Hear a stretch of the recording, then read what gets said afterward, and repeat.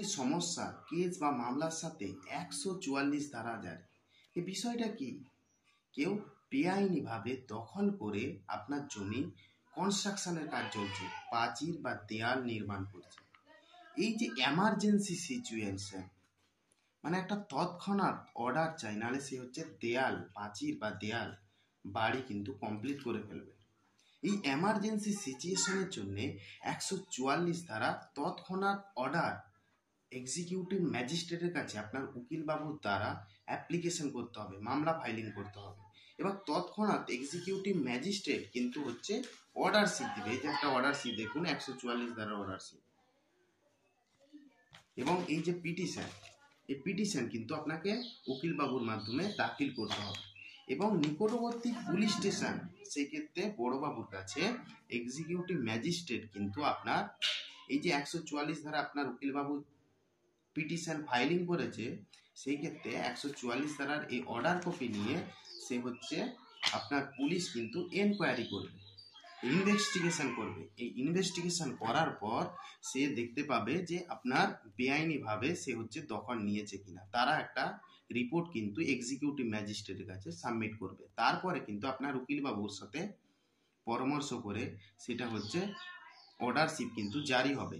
সেই জারি করা অর্ডারশিপ 2 মাসের ভ্যালিডিটি থাকবে। 2 মাস তাৎক্ষণিক অর্ডার, একটা এমার্জেন্সি সিচুয়েশন, মানে দাঙ্গা লাগতে পারে, মানে জমি নিয়ে সমস্যা। বিভিন্ন ধরনের আমরা মামলার ক্ষেত্রে দেখি, মানে জমি নিয়ে সমস্যা চলছে, দাঙ্গা বা হাতাহাতি, মারামারি, এই ধরনের একটা ঝামেলার সৃষ্টি হয়। এই ঝামেলার হাত থেকে বাঁচতে 107 ধারা আপনি অ্যাপ্লিকেশন এর সাথে ফাইলিং করতে পারেন। এই 107 ধারার অ্যাপ্লিকেশন সিআরপিসি, এটা হচ্ছে পুরনো আইনে। নতুন আইনে কিন্তু ধারার আবার চেঞ্জ হয়েছে। 107 ধারার এখানে বলছে পাবলিক ট্র্যাঙ্কুলারিটি, মানে শান্তি ভঙ্গ যাতে না হয়, মানে পিসফুলভাবে, শান্তিভাবে যাতে হচ্ছে এই বিষয়টা দেখা হয়। এই যে এক্সিকিউটিভ ম্যাজিস্ট্রেটের কাছে কিন্তু এই মামলা ফাইল করা হয় এবং একটা তাৎক্ষণিক অর্ডার হয়।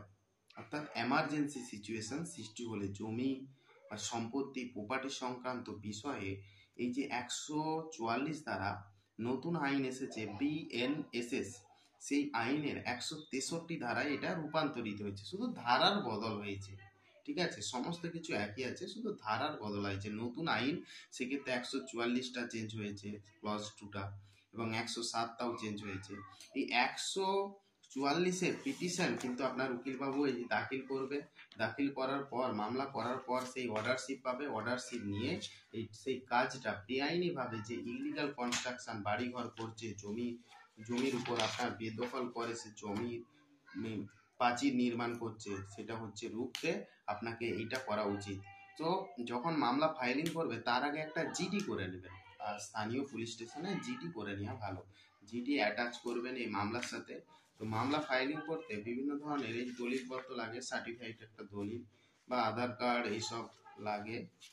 এর সাথে এইসব ডকুমেন্টসগুলো দিলে মামলাটা খুব ভালো হয়, জিডি কপি দিলে খুব ভালো হয়।